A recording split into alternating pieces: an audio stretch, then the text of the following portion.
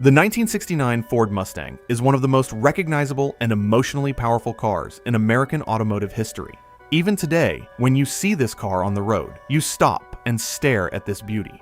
This is not something that every car can do, especially one that is over 55 years old. But the real question isn't whether it's beautiful or not. The real question is whether it will be worth buying in 2026. And that's exactly what I'm going to tell you about in this video. Let's start with the history and design of the car. The 1969 Mustang was a significant turning point for the model. Ford gave it a more aggressive and muscular look that year. The body was made about 4 inches longer than previous years, and the Mustang switched to a 4-headlight design for the first time. The result was a wider, more rugged stance. Collectors and enthusiasts consider this change to be one of the most visually impressive Mustang designs ever produced, and honestly, it's hard to argue with that. Ford also introduced the sports roof body style that year, replacing the old fastback 2+2. This style is sleeker and more aerodynamic, and is the body style that most people imagine when they think of a classic Mustang. In 1969, Ford offered one of the most extensive performance lineups ever seen in a single model year. Let me briefly explain each one. The Mach 1 was the most popular performance package. It featured a matte black hood scoop, custom stripes, and a sports suspension. This model was one of the top choices for most buyers. The Boss 302 was specifically designed for Trans Am racing. With its high-revving small block engine, it handled exceptionally well for its time. Then there was the Boss 429. Ford produced just 859 of this model in 1969. It was homologated for NASCAR racing and featured one of the largest and most powerful engines ever installed in a Mustang. If you find an original Boss 429 today, you're looking at a serious collector's item with a price tag to match. For those looking for something a little more refined, Ford offered the Grande, a luxuriously styled model with a softer suspension and a vinyl roof. The Grande is a great choice for both its looks and its performance.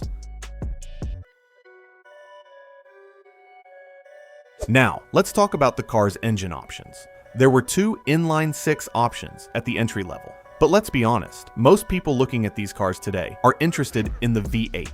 The 302 cubic inch V8 produced about 220 horsepower. The 351 Windsor, which debuted that year, produced between 250 and 290 horsepower and is considered one of the most reliable and balanced engines of its time. Then there's the 390 big block engine that produced 320 horsepower. And then there's the legendary 428 Cobra Jet, which Ford officially rated at 335 horsepower, although the real numbers were 400 or higher. Ford intentionally underrated it to keep insurance costs down for buyers. It was a smart move. Plus, the 428 Cobra Jet can go from 0 to 60 miles per hour in about 5.5 to 5.7 seconds. The experience behind the wheel is raw and physical compared to modern cars. The steering is heavy, especially without power assistance. The brakes require real effort, but that's what makes this car special. It demands your full attention. It's not like the new self-driving cars that come out. This is a classic car you're driving. And my friend, I'm all for classics. I probably didn't show it too much. Anyway, but I also have to tell you about some of the negatives of the car, because there are a few things you should know. First of all, rust is the biggest enemy on this car. The wheel arches, floorboards, and trunk areas of a 1969 Mustang are particularly prone to corrosion. Always inspect these areas carefully and look under the car or have your mechanic check it before you buy.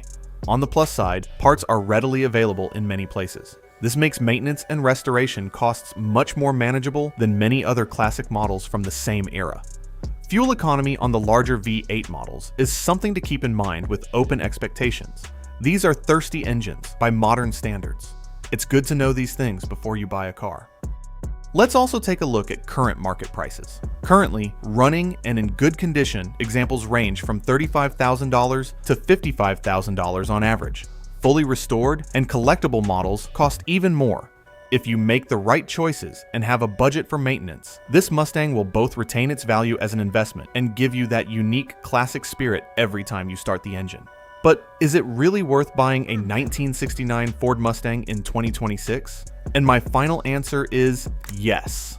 As long as you keep a few things in mind, this car is absolutely worth buying in 2026. And what are your thoughts on this car? Write your thoughts in the comments below. I am very interested in your opinions.